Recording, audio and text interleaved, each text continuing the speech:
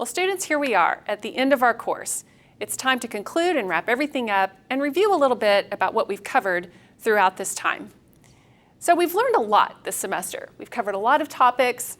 We started with all kinds of concepts and ideas that are important to international relations and an understanding of the global community. We've talked about state sovereignty and international anarchy and various forms of globalization and why it's important, why it matters. Is it good, is it bad? There's an awful lot we've covered just at the beginning of the course about concepts and ideas. We then carried on and talked about the importance of the United States in the global community and the role of the United States as a global power.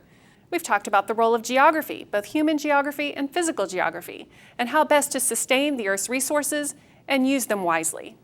We've also explored the role of technology in the global community and how and why it's affected the way in which we relate with one another, what we know about one another, and why it's important to our understanding of global affairs.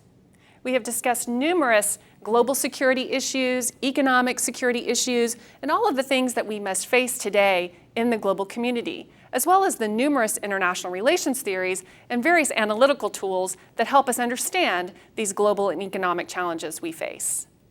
We've learned about the various social and cultural factors that also matter in the global community, and what we mean by identity, and how identity relations, identity with others, or a lack of identity with others can have an impact on how we relate with countries around the world. We've also explored the many methods and tools that are available to us to help us address some of these problems and challenges we face in the global community. Things like international organizations, international laws, regulations, and non-governmental organizations, and the way in which they have an impact on solving global problems. We have contemplated the many real challenges we face in the global community today: war and conflict, poverty and development, health crises, epidemics, environmental devastation. There are lots of issues we've faced and a lot that we've covered throughout this semester. Finally, we've taken a look at the various international career paths that are available to you and to others as you carry on that path toward understanding the global community and decide to engage in a career in that area. Ultimately, this has been a very long path toward our understanding of the global community. We've explored much, we've analyzed much, we've examined much along the way. So now as we conclude the course, let's think back to the very beginning of our discussions and how we set out some specific goals and objectives for this course. The goal and objective to be able to think critically and analyze carefully some of the important issues we face today in the global community. The goal to feel connected to our global community, to our partners throughout the world, and the issues that we face today.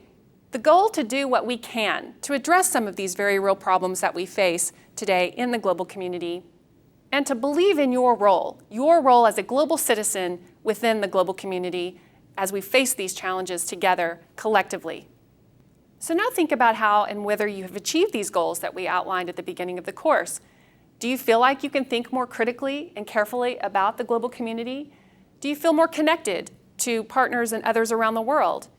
Do you feel empowered to engage the global community and actually do something that you then have faith will make a difference?